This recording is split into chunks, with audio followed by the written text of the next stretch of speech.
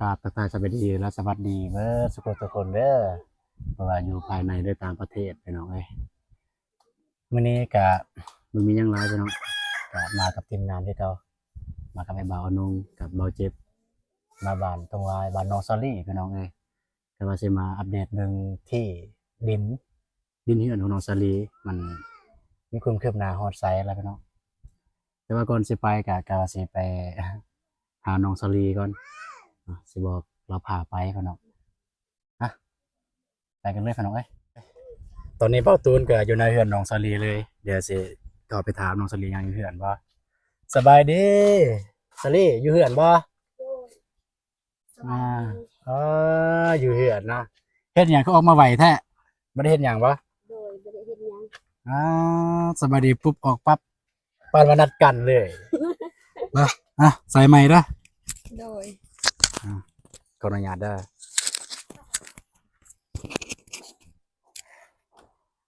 จะได้เฮ็ดหยังอยู่ช่วงนี้เฮ็ดช่วงนี้เฮ็ดหยังอยู่ไปเบิ่งอันเขาเลื่อยไม้โอ้เบิ่งเลื่อยไม้ โดยอ่าพอดีเลยสิบอกน้องพาไปพาไอไปได้บ่ได้อ่าไปสันไปจะได้ ช่วงนี้บ่ได้เรียนบ่บ่บ่ได้เรียนขาดโดย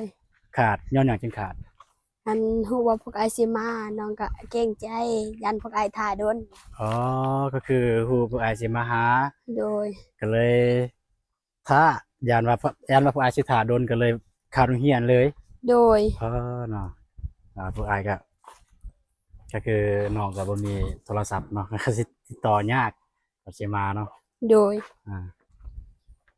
โอเคพี่น้องแต่ว่าน้องสลีเพิ่นสิพาไปเบิ่งที่ดินพี่น้องที่ดินเพิ่นนะตัวไ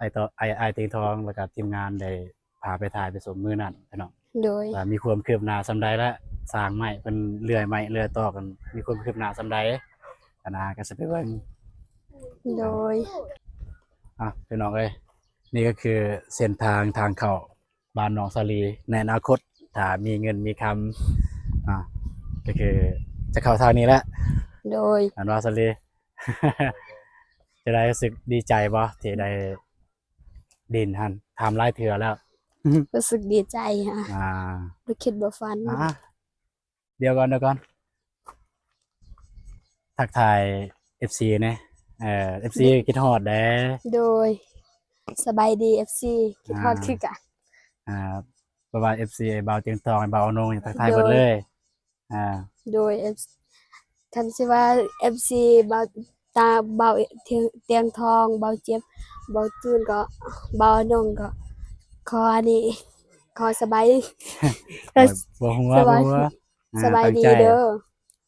เพิ่นตั้งใจเบิ่งได้หั่นได้คิดฮอดเสมอไปซั่นนี่ก็คือคำทักทายของน้องสลีพี่น้องเอ้ย ก็ยังกึกๆกะแบบเข้ากองลายเทื่ออะไรยังเคือนยังอายแบบบ่เป็นหยังน้องไปเบิ่งที่ดินต่อที่ดินไม้ของน้องสลีพี่น้องเอ้ยประมาณ300 เมตรไปหยับมามันสิหยับมามันสิบ่มีเสียงมันเสียงมันบ่จับหยับมาจะหน่อย FC ว่าโอ้สองเบาตูนเนี่ยคนหายากยังพอแล้วบัดมาฟังอีกบ่ได้ยินเสียงนั่นน่ะ อีหลีเด้ก็ต้องขอโทษหลายๆเด้ออันนี้คือทางหน้านี่แหละพี่น้องเอ้ยดินของน้องซาลีพี่น้องเอ้ยโดยอันนี้เส้นทางนี้สตางค์ไปไสเนี่ยไปเฮ็ดสวนไปสวนเส้นทางไปสวนคือเส้นทางของชาวบ้านไปให้ไปสวนก็คือเดือนน้องซาลีดินน้องซาลีก็อยู่หน้าทางเลยพี่น้องแต่ว่าหน้าทางของเขาเอิ้นว่าทางหอมว่าซั่นซะทางหอมไปสวนพี่น้อง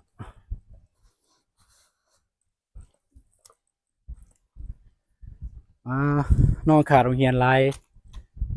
อาจารย์สิบ่ว่าเอาบ่ก็เว้าอยู่เขาเว้าเนาะเว้าแต่น้องได้เว้าแนวใดกับครูอาจารย์ก็น้องมีเวียกมานั่งนี่สิถาม นั่งนี่เขาเว้าแนวใดแหน่ครูอาจารย์นั่นก็ถามว่าขาดงานยัง ข่อยก็ตอบว่าน้องอะเขาเวียกหลายช่วงนี้อ่าน้องเลยบ่ได้ไปเรียนแสดงว่าน้องขาโรงเรียนมาแต่ช่วงนี้ขาโรงเรียนโดยช่วงหลังๆช่วงปลายจะยังบ่ทันบ่ได้มาเนี่ยก็ขาดอยู่บ่บ่ บ่ได้ขาดบ่โดยสมมุติแบบว่ามีเวียกจำเป็นนี่ก็ขาดแต่ว่า ขาดอ่าพี่น้องเอ้ยก็คือช่วงนี้น้องสลีนี่ก็บ่ค่อยได้ไปโรงเรียนพี่น้องเพราะว่าทางคือเบาตูนเข้าใจว่า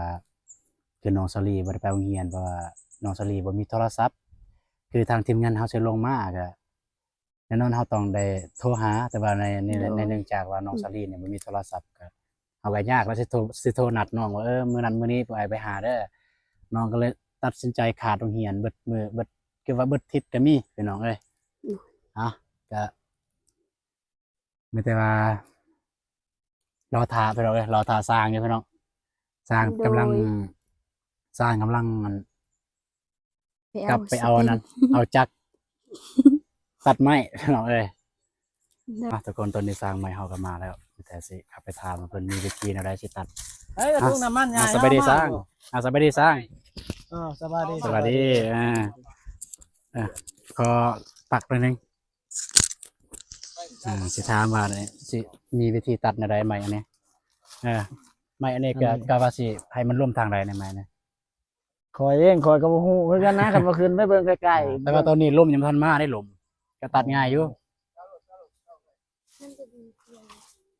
เนาะ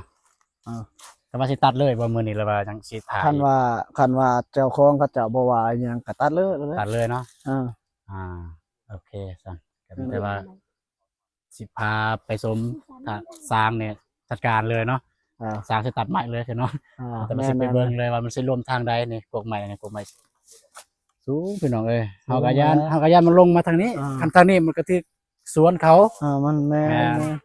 มันบ่ได้คือกันก็มีปัญหาเลยพี่น้องเอ้ยก็คือย่านกกใหม่นี่มันสิบ่รวมตามเฮาต้องการพี่น้องโอเคแต่ว่าสิไปเบิ่งตอนสร้างตัดเลยจังหน่อย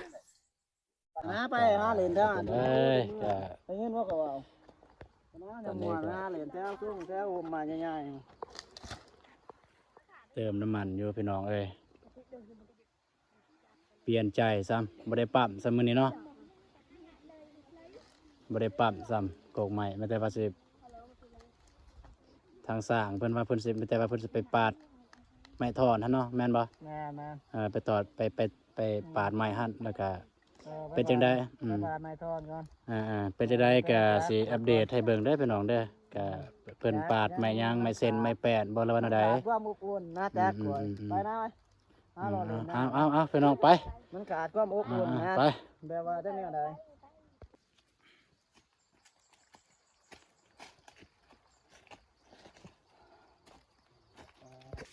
ทุกคนตอนนี้บ่าวอนงก็กำลังจัดแถกอยู่ว่าสิเอาเท่าใดยาวเท่าใด5 เมตรก็สิแม่นไม้เส้นพี่น้องเอ้ย5 เมตรพี่น้อง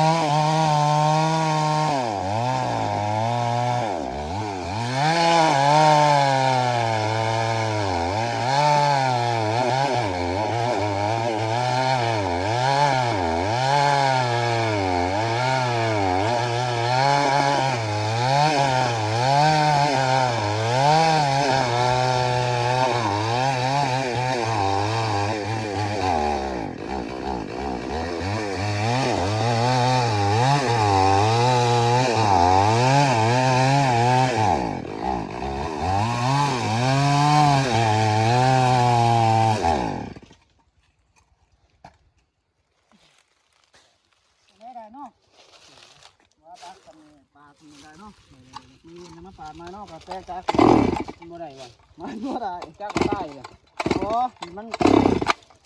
นแหวนมันอันนั้นแหวนน้ำมันบ่มี เดี๋ยวมันบ่มีเลยมันฮักบางทีนี่ก็ไปมาเบิ่ง น้องเอ้ยมาพอปัญหาพี่น้องก็คือตอนนี้นี่จากเฮาเนี่ยถึกหนีบพี่น้องเอ้ยนี่ถึกหนีบมันจะมาหาไม้มาตัดแล้วก็กิ่งอันนี้ออกเนาะกิ่งทอนอันนี้ออกพี่น้องเอ้ยทุกคนเลย ตัวนั้นตัวนั้นเอาเฮ็ด จากเฮาค้าก็เอาออกเรียบร้อยแล้ว แต่ว่าตอนนี้ก็ปัญหาอีกพี่น้องจากเพพี่น้องเอ้ยนี่ทางสร้างเพิ่นว่าจากเพจะเป็นต้องได้กลับพี่น้องมื้อนี้แค่บ่มีเวียกหยังกะว่าสิมาอัปเดตให้พี่ๆให้น้องๆให้อ้ายพ่อๆแม่ๆเบิ่งพี่น้อง ไปตัวนี้ตัดไปได้ก่อนตัดตอนเดี๋ยวนี้ให้มัน ว่าสิให้เบิ่งมื้อนี้เฮ็ดหยังแหน่บ่ได้เบิ่งซ้ำพี่น้องเอ้ย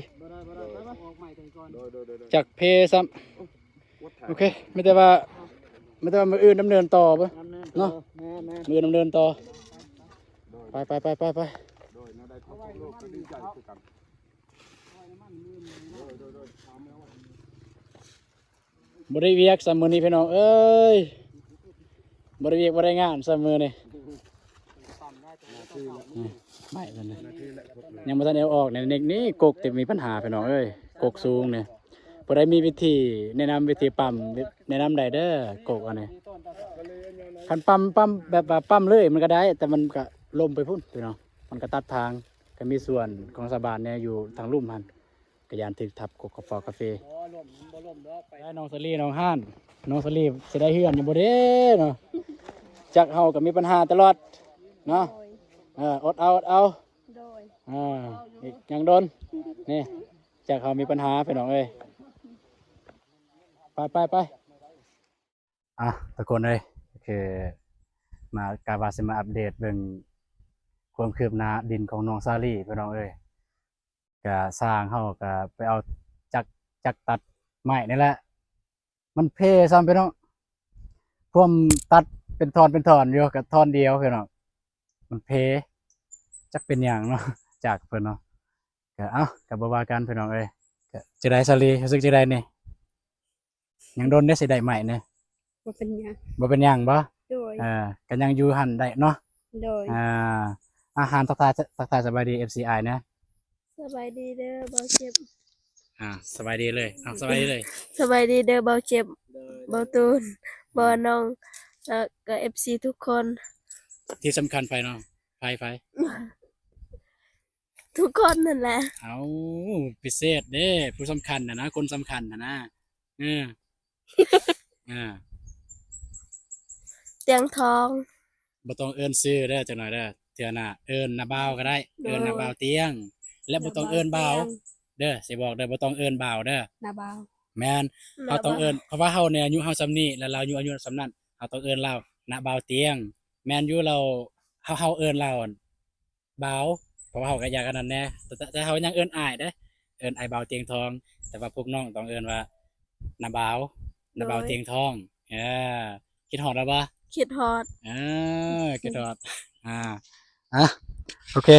คลิปนี้ก็สิจบอยู่บนนี้เลยเด้อพี่น้องเด้อมันแต่ว่าคลิปต่อไปทีมงานเฮาขึ้นมีการเคลื่อนไหวแนวใดอิหยังมันแต่ว่าคลิปต่อไปทีมงานเฮามีการเคลื่อนไหวแนวใดก็สิอัปเดตให้เบิ่งเด้อพี่น้องเด้อ